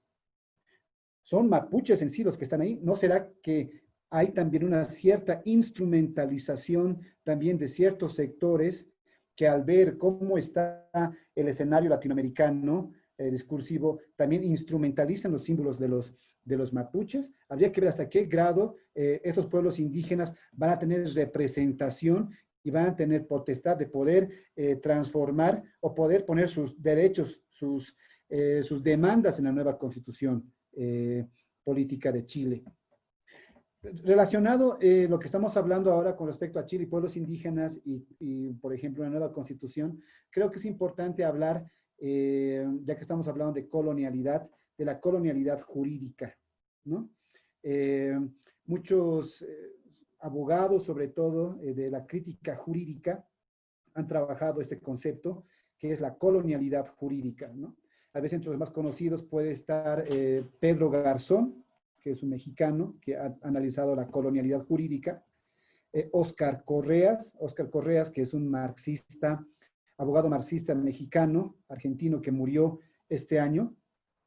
Y bueno, ellos van a analizar sobre cómo, a partir de estos criterios coloniales que hoy hablamos con Aníbal Quijano, a partir de Aníbal Quijano, hoy hablamos sobre la colonialidad del poder. Este tipo de legado colonial también se ha traducido, obviamente, en el sistema judicial latinoamericano, ¿no?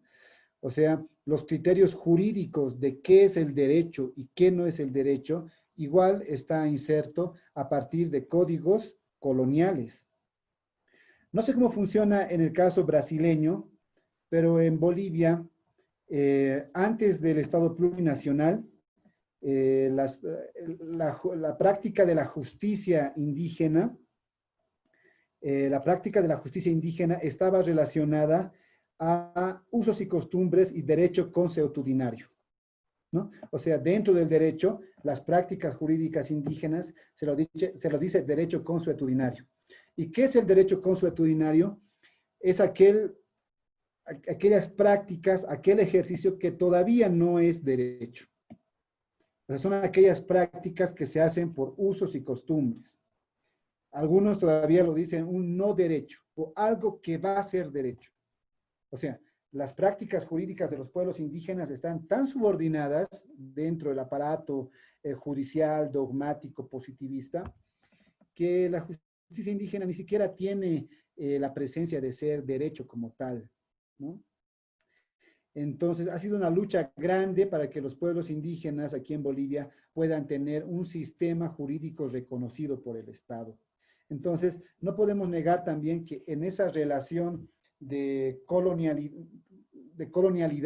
en Latinoamérica, existe también una colonialidad jurídica que subalterniza las prácticas jurídicas indígenas. A pesar de que estemos en estado plurinacional. Por ejemplo, en Bolivia somos estado plurinacional, hay derechos indígenas, todo parece bien, pero el sistema jurídico dominante, o sea, los jueces, el Ministerio Público, los abogados, a pesar de que tengamos una ley que dice que los derechos indígenas, la justicia indígena es igual que la justicia ordinaria, los abogados no quieren hacer caso a las resoluciones o a las demandas de las autoridades indígenas. O sea, no pueden comprender que son igual a ellos bajo la nueva normativa. ¿Por qué? Porque existen estos criterios de diferenciación colonial que hasta hoy en día dan sentidos, ¿no? En la práctica, ya sea económica, cultural, académica, jurídica. No sé si hay alguna pregunta más, alguien que quiera participar.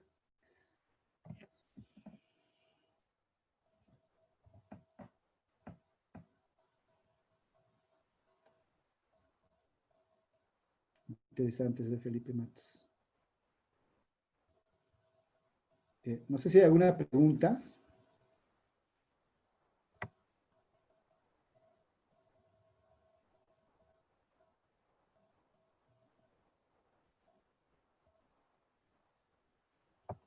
Tal vez para poder ampliar un poco la figura que hablaba Felipe sobre colonialismo y colonialidad. Hay algunos autores, abogados de Colombia, sobre todo García Villegas.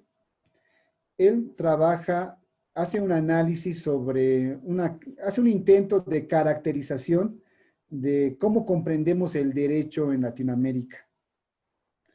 Y García Villegas va a decir que muchos de los latinoamericanos estamos acostumbrados a desobedecer las normas, las leyes, ¿no?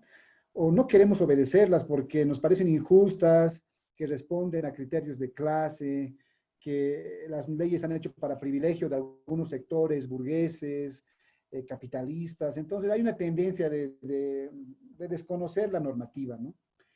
Pero por otro lado, también cuando queremos movilizarnos, cuando queremos pedir al Estado, ¿no?, una demanda, cuando tenemos una demanda social, cuando queremos pedir justicia, nos aferramos al derecho, pedimos una ley o pedimos que se cumpla la ley. Entonces, habría una característica dual del derecho, ¿no? Por un lado, se le quiere negar, pero por otro lado es nuestra única herramienta que la forma Estado nos da para poder manifestarnos, para poder pedir algo de justicia, ¿no? Y este autor va a decir que esta caracterización del derecho, o de comprender el derecho, la justicia, viene de una raíz republicana, de los inicios de la República, ¿no?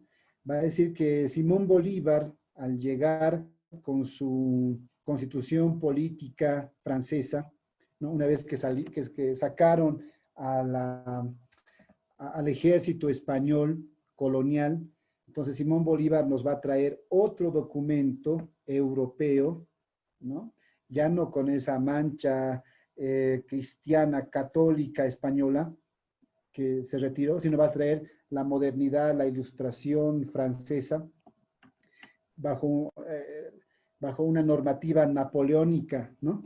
Entonces Simón Bolívar va a creer y nos va a legar, ¿no?, este legado, que con una bonita constitución, una constitución política bien realizada, bien elaborada, las sociedades latinoamericanas ya cambiarían y estaría todo perfecto, ¿no? Simón Bolívar va a ser el primero que va a creer que con una buena constitución la sociedad también se mejora.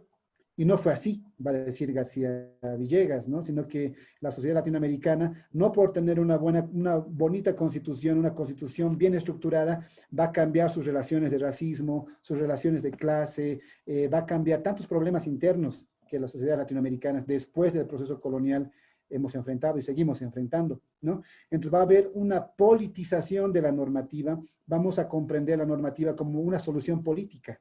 Por eso los estados, ante situaciones caóticas de convulsión social, para tranquilizar a la sociedad, para apaciguarlos, traen normas, ¿no? Entonces, esto yo le digo bajo la experiencia boliviana, que tuvimos una asamblea constituyente, que tenemos una normativa, que sí es bueno, es necesario, ha sido muy beneficioso para muchos sectores tener esa normativa, es cierto, no se puede desmerecer, pero no ha sido suficiente para cambiar las relaciones coloniales, no ha sido suficiente para cambiar la colonialidad del poder, la colonialidad del ser, la colonialidad jurídica, no se cambian con una buena normativa. Y eso creo que es importante también, bajo esta perspectiva crítica, también ver lo que va a pasar en Chile, ¿no? Porque mucha gente pareciera que porque en Chile va a haber una nueva constitución, ya los problemas tan grandes, sobre todo en materia de diferenciación de clase que hay en Chile, se van a cambiar. No es así tan fácil como cambiar una normativa y todo solucionado. Bueno, no sé si hay alguna pregunta de alguien que quiera participar.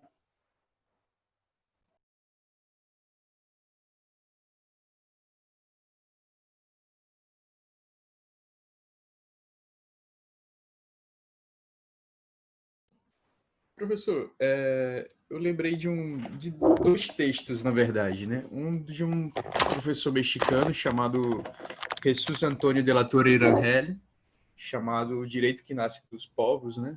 El Derecho que Nasce del Pueblo. E um texto do Dussel chamado, eu não lembro exatamente o nome do texto, mas era sobre o movimento dos sem direitos, os sem direitos todavia. É interessante assim pensar que os direitos humanos ele tem esse poder subversivo, né, de ir contra esse sistema opressor, mas ao mesmo tempo essas reivindicações é necessário, é importante que essas reivindicações, né, esse direito que nasce do povo, esse direito encontrado na rua, como aqui no Brasil também é conhecido a expressão, que eles sejam institucionalizados, né? Afinal de contas é o que garante segurança, né? Garante segurança e a própria vida, né, desses povos. Eu queria que você, eu não sei, a impressão que a gente tem da Bolívia, né, justamente com esse encanto que a gente acaba tendo com esse Estado plurinacional. Eu confesso que eu não conheço tão a fundo, né? Para mim até está sendo muito interessante a sua fala. Mas o que de fato e efetivo aconteceu na Bolívia nesse aspecto, professor? Dessas conquistas, a partir desse novo modelo constitucional. Es una muy buena pregunta, Gustavo, y difícil también de responderla. De que hay hechos concretos, claro que sí los hay, ¿no? Por ejemplo, la Constitución Política del Estado Boliviano Plurinacional, uno de sus aspectos más fundamentales, más revolucionarios, fue que ha creado la jurisdicción indígena, una jurisdicción indígena. O sea, a la par de la jurisdicción ordinaria, la Constitución Política Plurinacional crea la jurisdicción indígena. Y es parte del órgano judicial, es parte de la justicia boliviana, ¿no? Y tiene igualdad jerárquica, dice, o sea, así en el cuerpo constitucional dice textualmente, ¿no? Que la justicia indígena y la justicia ordinaria tienen igualdad jerárquica. A partir de eso se ha creado un viceministerio de justicia indígena. O sea, dentro de la estructura, ¿no? Estatal, así como hay un ministerio de justicia y transparencia, hay un viceministerio dedicado a la justicia indígena. O sea, en términos objetivos, hay esa institución, ¿no? Es más, la Constitución habla de que el Estado boliviano es un Estado que aspira a la descolonización y a la interculturalidad. Y el Estado boliviano ha creado y tenemos un viceministerio de descolonización.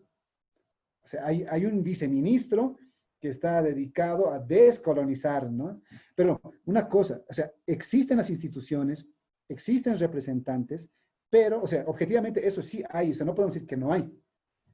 Pero, ¿cómo se efectiviza el ejercicio de eso? ¿Cómo funcionan, ¿no? Esas instituciones, ¿cómo están funcionando?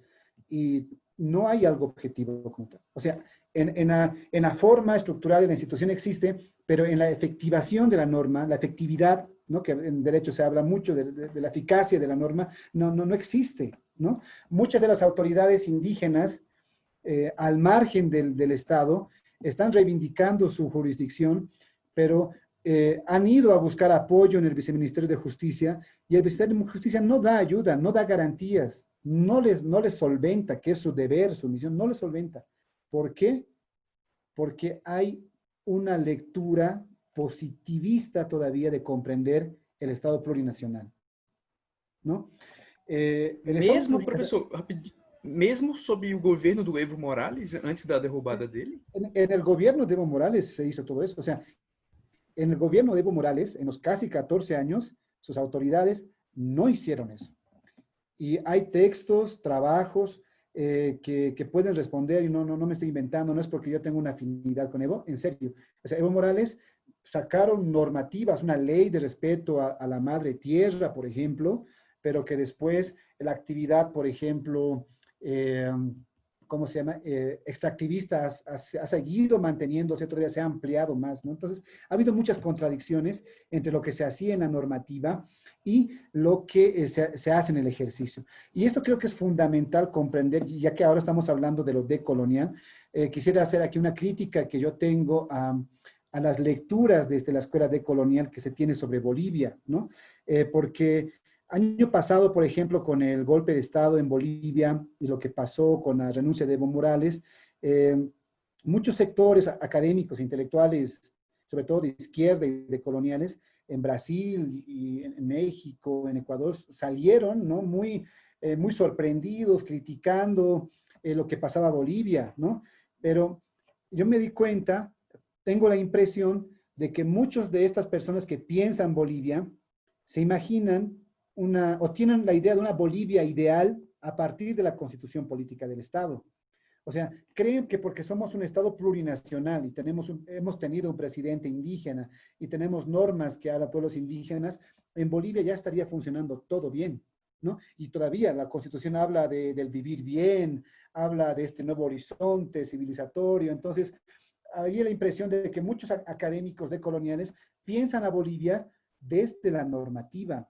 Y esa es la crítica que yo hago sobre todo a esta escuela que se llama el nuevo constitucionalismo latinoamericano, ¿no? El nuevo constitucionalismo latinoamericano va a ser una escuela de académicos que van a pensar Ecuador y Bolivia, pero van a pensar Bolivia y Ecuador a partir de sus constituciones políticas del Estado. Y tengo la impresión de que hay hay una tendencia a comprender Bolivia a partir de su constitución. Si uno quiere comprender Bolivia a partir de su constitución, va a pensar que es genial, porque nuestra constitución es muy progresista.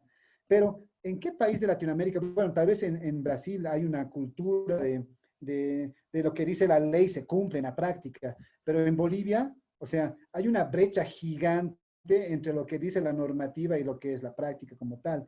Entonces, hay que tener mucho cuidado con esas perspectivas o lecturas de pensar Bolivia plurinacional, entonces todo es genial ahí no. O sea, la normativa no se ha efectivado.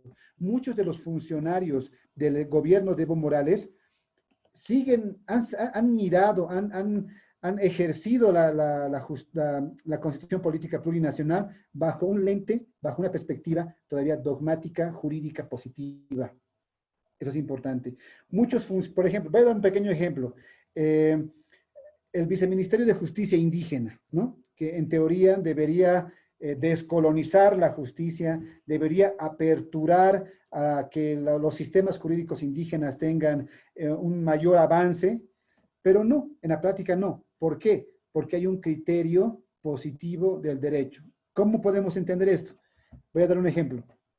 Hubo una autoridad indígena que al ir donde una fiscal, al Ministerio Público, para hablar en el Ministerio Público una autoridad, le discriminaron.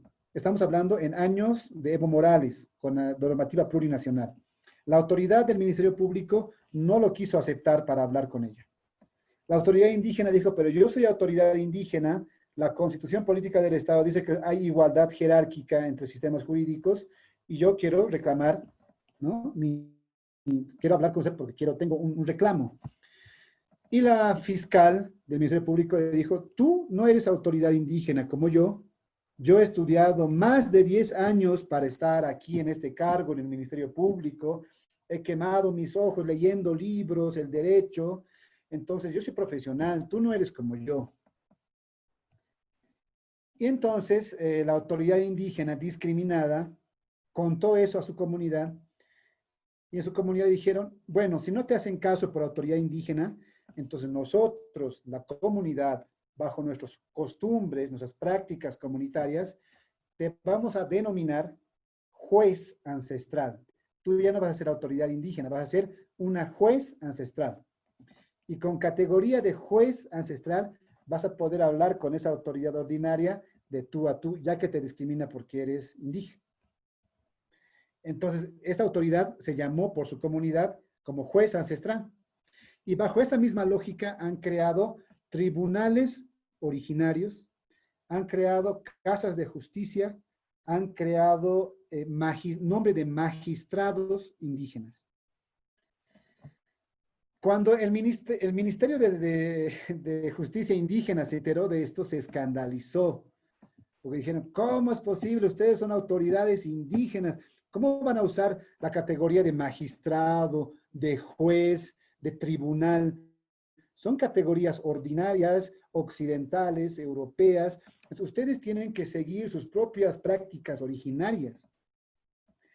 Pero la autoridad indígena le dijo al viceministro, a ver, en una casa, en una familia, el papá y la mamá saben qué nombre ponen a sus hijos.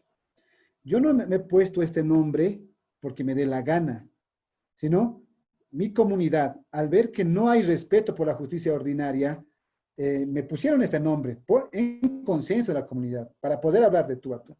Entonces, esta autoridad indígena le estaba demostrando que hay formas que escapan de los moldes esencialistas de pensar lo indígena, porque el Viceministerio de Justicia Indígena tiene una idea esencialista, encerrada de comprender lo indígena. No ve las estrategias jurídicas que los pueblos indígenas crean para poder resolver sus conflictos. Entonces, por un lado hay pueblos indígenas que al margen del Estado están buscando estrategias jurídicas indígenas propias, mezcladas, abigarradas, híbridas, podemos decirlo.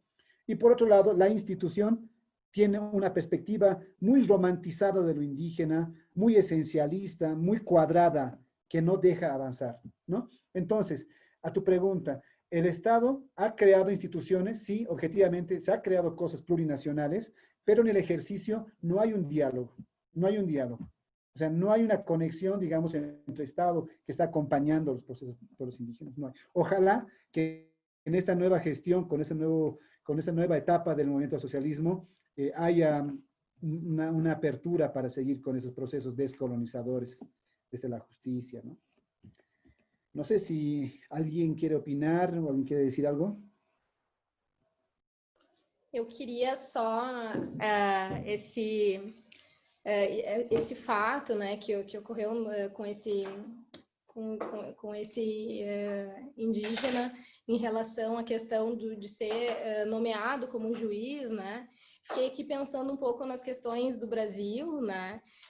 Em um evento, um amigo meu argentino me viu assim desabafando um pouco sobre o contexto aí no meu caso da educação no Brasil, e ele riu, sorriu assim e não entendeu muito por que eu estava fazendo aquele desabafo um pouco negativo, porque a nossa legislação educativa ela é muito consistente, ela é muito bem construída.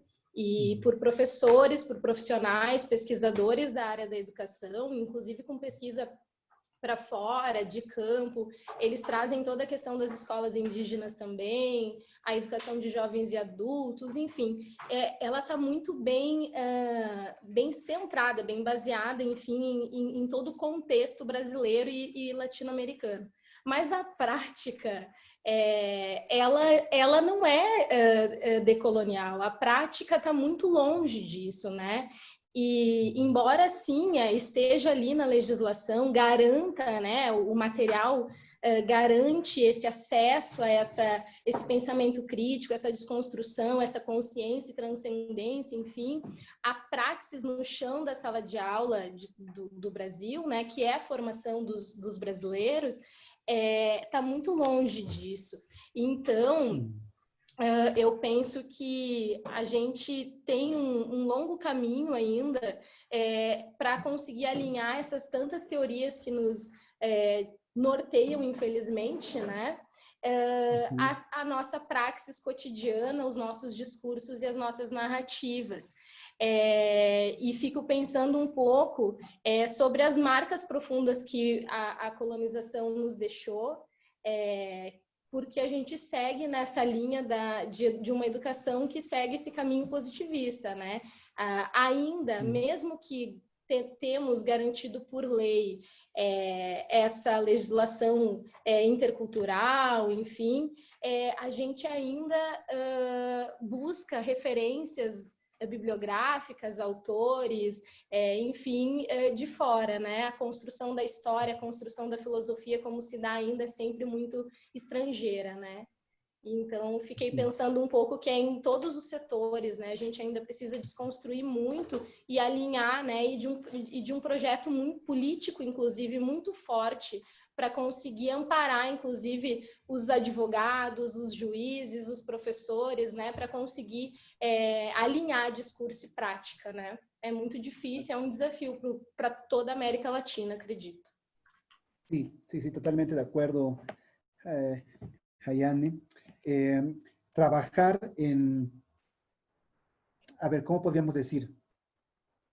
Hay una cultura, en el campo del derecho, por ejemplo, hay una cultura jurídica dominante que tiene una perspectiva colonial, eurocéntrica, positivista, que marca criterios, ¿no? En la parte de la educación también. Por ejemplo, en Bolivia tenemos una de las leyes muy avanzadas, la ley Avelino Cignani, que habla de una educación descolonizadora, una educación comunitaria con los pueblos indígenas, una educación que habla que se debe enseñar en el idioma del propio de los propios pueblos indígenas, pero eso dice la norma, pero ¿cuánto la población, los profesores, están formados para cumplir eso?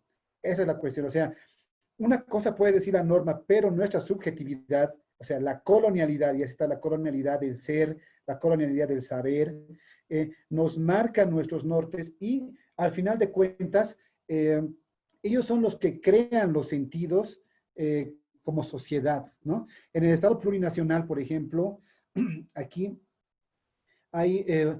tenemos la normativa del Avelino Cignani, que habla de escuelas interculturales.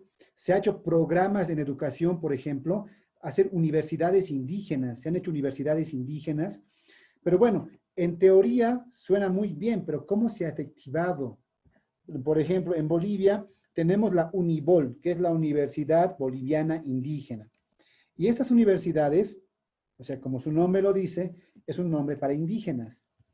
Pero si uno ve la malla curricular, las materias, las carreras, los cursos que ofrecen, vemos cerámica, tejido, agricultura y veterinaria. O sea, para que vean cómo una buena acción, digamos, una buena propuesta puede traer este tipo de efectos, ¿no? O sea, una universidad indígena, con eso estás diciendo que los indígenas solamente están limitados a tener formación de tejedores, cerámica, animales, agricultura. O sea, bajo un criterio esencialista de comprender lo indígena, se hace programas totalmente distorsionados, sin comprender que muchos indígenas están estudiando ingeniería, están estudiando para ser abogados, filosofía, ciencias políticas. O sea, hay una idea de comprender lo indígena tan romantizado que en una buena acción, una universidad indígena, más que abrirle las puertas, le está cerrando las puertas. Entonces, creo que es importante también esa relación de proyecto, de Estado, y qué es lo que la sociedad te está pidiendo. Y eso en Bolivia hasta ahora no hay. O sea, hay un Estado plurinacional que tiene un horizonte, un norte, pero que no responde, no responde necesariamente a las necesidades que la población pide. Pero hay una cosa interesante en la normativa boliviana. No quiero desmerecer. La Constitución es muy buena. Tenemos una Constitución muy buena. Y creo que esto es una clave que tiene la normativa boliviana que ayuda a que la población, al margen del Estado, pueda buscar salidas. ¿Cuál es esta llave? El Estado plurinacional tiene, la constitución política del Estado plurinacional ya no es una constitución dogmática jurídica. O sea, generalmente cuando pensamos la Constitución, vemos, ¿no? Como la Carta Magna, la ley, donde emanan todas las normativas, ¿no ve? Y es una normativa cerrada. La Constitución política del Estado boliviano ya no es una constitución política dogmática cerrada, sino es una constitución de carácter social.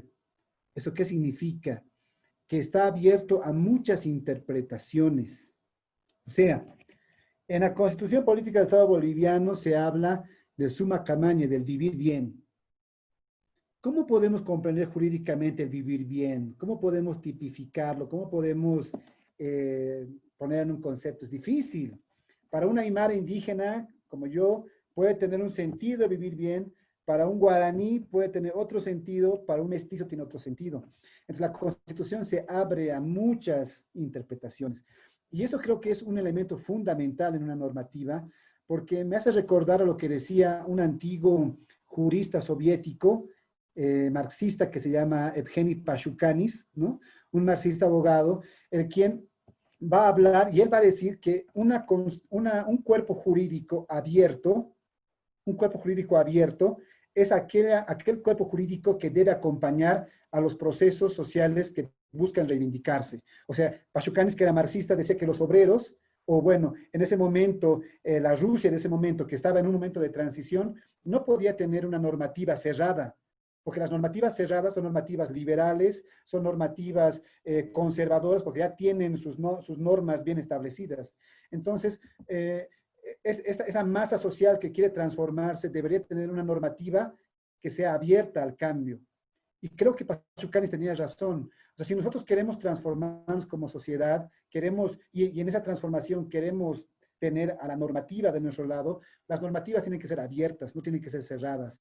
Entonces, en ese sentido, la Constitución Política del Estado Boliviano, plurinacional, si bien no se efectiviza desde el Estado, si bien el Estado no hace nada para efectivarlo, la población está usando la Constitución como herramienta, ya que tiene apertura a muchas interpretaciones y a poder manejarlo para su beneficio. Creo que eso es importante, ¿no? Luchar por normativas que estén abiertas y que puedan acompañar a procesos de transición y de transformación o de revolución. ¿Sí? No sé si alguien más quiere decir algo o estoy hablando muy largo. No sé si se me está entendiendo lo que estoy diciendo.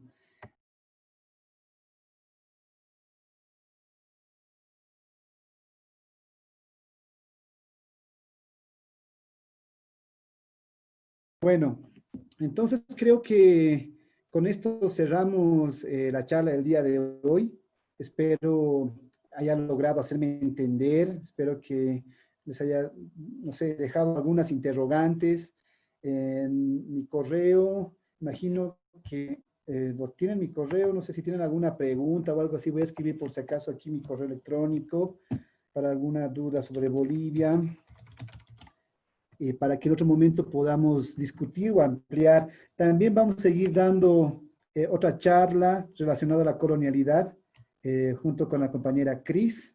Ahí va a ser en portugués y en español para que pueda ser más entendible. Y bueno, pues hermanas y hermanos, un gusto haber compartido con ustedes mis experiencias desde una perspectiva boliviana, desde mi espacio, desde mi cuerpo. Y bueno, cerramos el curso si no hay ninguna interrogante más, ¿no? Bueno, pues entonces... Professor, eu só uma coisa que eu lembrei, até trazendo um pouco o pensamento de um positivista, né? Até para falar um pouquinho dessa impressão que eu tive. O Hans Kelsen, né, naquele livro clássico dele, A Teoria Pura do Direito, ele, salvo engano, no capítulo 8, ele fala aquela metáfora da gárgula do poder, né? De que acaba que o direito acaba sendo sempre justamente por causa desse sistema, né? Um fino véu que quando você levanta, você se dá de cara com essa gárgula do poder, nesse monstro, né? E foi o golpe, né, de você na Bolívia. Bueno, bajo esa perspectiva, claro, exacto. Es un tema muy largo para discutir, muy complicado, pero sí, desde esa perspectiva de Hans Kelsen, pues se podría tener esa interpretación. Bueno, pues Gustavo, Hayane, muchas gracias por la participación. A todos los demás también. Finalizar el curso, ¿no? No sé quién es el encargado de finalizarlo. Creo que estaba Felipe, ¿no?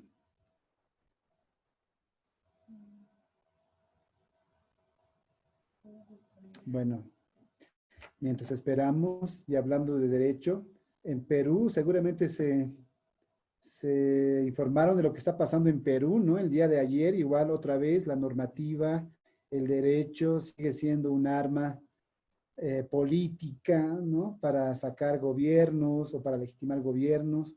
Creo que estamos en un momento donde el derecho está mostrando su verdadera cara, ¿no? De uso instrumental y de herramienta al servicio también de intereses políticos. Entonces, es bien complicado tener una perspectiva, digamos, crítica desde el derecho hoy en día, ¿no? Creo que es necesario también tener posturas críticas jurídicas ante este escenario donde la gente se ampara, ¿no? A la normativa o a la legalidad. Creo que las discusiones del derecho crítico son muy importantes para la reflexión decolonial también. Para la reflexión decolonial es muy importante el derecho crítico, ¿no? La crítica jurídica. Bueno, ¿cómo hacemos, Cris? Ahí está, Felipe. Bueno, Felipe.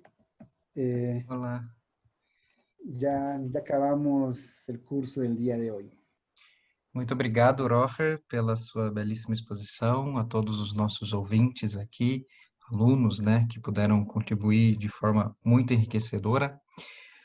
Hugo, você tem alguma informação para passar sobre o curso? Alguma coisa? Posso sim. Boa tarde, gente. Tudo bem? Fiquei quietinho, mas estava por aqui. Acho que todo mundo já recebeu o convite para a plataforma, o Chamilo, pelo e-mail. Tá? Se alguém tiver algum problema, por favor, manda e-mail naquele analetica@analetica.com.br. Tá bom? Estou conseguindo responder todos os e-mails em algumas horas e já vi que bastante gente já entrou na plataforma e tal. Então, se alguém tiver qualquer problema, seja com a plataforma, seja alguma dúvida sobre o curso, etc., analetica@analetica.com.br, tá bom? Valeu, um abraço a todos e a todos. Até sexta. Até sexta a todos. Lembrar que a gravação vai ficar disponível no YouTube, a gente manda a disponibilidade lá pelo Chamilo, tá bem? Então, até sexta, uma boa tarde, uma boa semana a todos.